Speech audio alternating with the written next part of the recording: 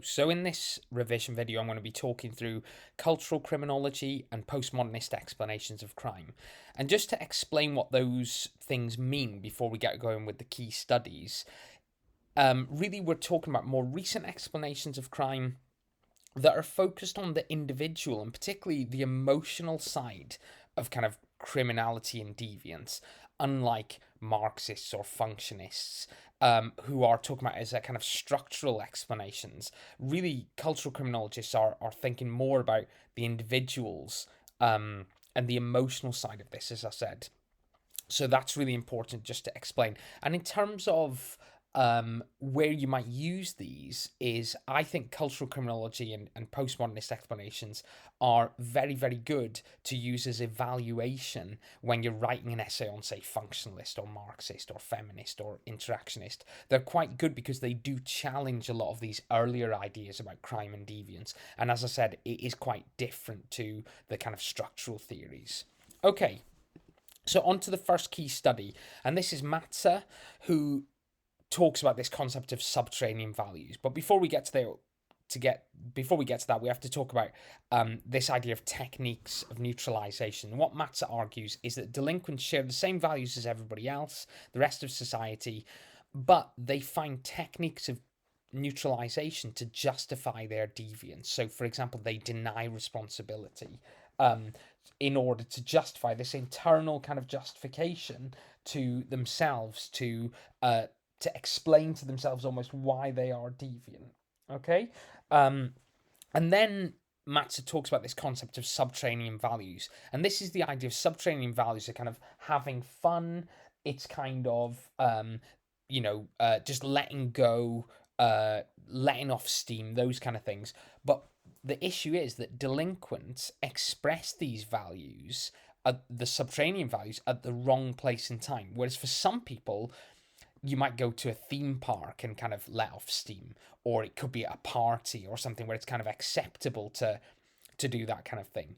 Whereas for delinquents, they might do that in the classroom. They might do that in a place where it's not kind of normally acceptable to behave in this way. So this is the idea of subterranean values can explain deviance.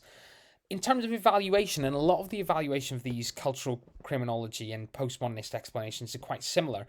What about aspects of identity, gender, ethnicity, class, age? Do these explanations really offer an explanation of why there is variation in crime rates? So that's something I think you could talk about. And then we move on to Katz, and this is the idea of the seduction of crime. So Katz really highlights the importance of emotion when understanding crime and deviance, and talking about crime can be thrilling and it can act as a release. So very serious crimes like murder, Katz talks about can give people a sense of power, and kind of lessen any humiliation they felt. But it could also be, shoplifting or something. Could be a thrilling act that makes people feel, this real emotional high. Um, so again, it's this personal, this kind of emotional explanation of crime. However, as I said before, does this really fully explain why is it then that certain groups might need to have that thrill more than others? And cultural criminology, postmodernist explanations don't really maybe explain that as much as, say, Marxists or feminists would like. Um, Now on to Lyng and the concept of edgework, and this is kind of a classic one. It's a really, really good one to use as evaluation, as I said before. And edgework is the idea that crime and deviance take people to the edge of danger, and it's very similar to Katz. It's this thrill that you get. So kind of joyriding, for example, is people get excited, they get this thrill of committing this crime. In terms of evaluation, does this really explain crimes for financial gain? If you've got somebody who's in poverty and they're stealing something, shoplifting, does that does edgework explain it? Are they committing crime for a thrill, or are they doing it because perhaps they're forced to do it? So that's something to think about in terms of evaluation. But as I said, I think Lyng is a really good one to bring in because you can almost evaluate any other explanation by using the concept of edgework. Ferrell, he was the person who kind of explained this or set out really cultural criminology as a definition, as an explanation. And the explanation of Ferrell's work is this, that the stresses of everyday life can explain crime and deviance, and crime is or can be a result of anger, humiliation, exuberance, excitement, and fear. So again, this emotional, this personal explanation for people committing crime, committing deviance. Again, I think we can evaluate this by saying, what about economic causes? Ferrell may counter that and say, well, you're more likely to be to feel humiliated or angry if you are impoverished, for example, if you're marginalized. But we do need another explanation to build on this, I think. So that's something to think about in terms of evaluation.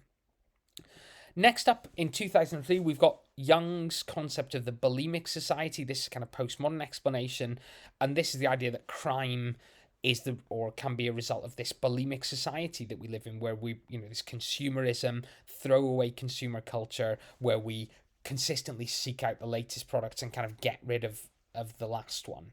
And you could say mobile phones, and how in recent years there's kind of new mobile phones every year. The last one goes out of fashion, or there's a new one promoted, and we all need to get that. That's like the trendy thing to have, so we get rid of the old one. And then this could lead people to committing crime because they can't access those things. Again, I've done a video on the London riots where you could explain partially the London riots through this concept. But what about crimes without financial gain? What about something like domestic abuse? Does the bulimic society explain crimes like that? I'm not sure if it does. And then finally, in terms of this video on cultural criminology and postmodernist explanations, Presdee's concept of the carnival of crime. And it's very similar to kind of Lyng and Katz, and this idea of the risk involved in crime is what makes it appealing. And Presdee talks about this kind of carnival of crime, that crime sometimes can act as a place to let off steam and to kind of transgress from normative behavior. So almost a way to let off steam and behave in a way that isn't normally acceptable, which links back to Matza at the start and kind of the subterranean values, I think. But as I've said here, in terms of evaluation, what about crimes for other motivations? Yes, perhaps some crimes could be seen as a way to let off steam, but could we say that about all crimes? Are all crimes a way to let off steam? Something like white-collar corporate crime, is that a place to transgress from normative behaviour, or is that purely out of kind of financial motivations? So that's something we can think about. Okay, I hope that was useful. Please leave any comments if you've got any questions. Thank you for listening.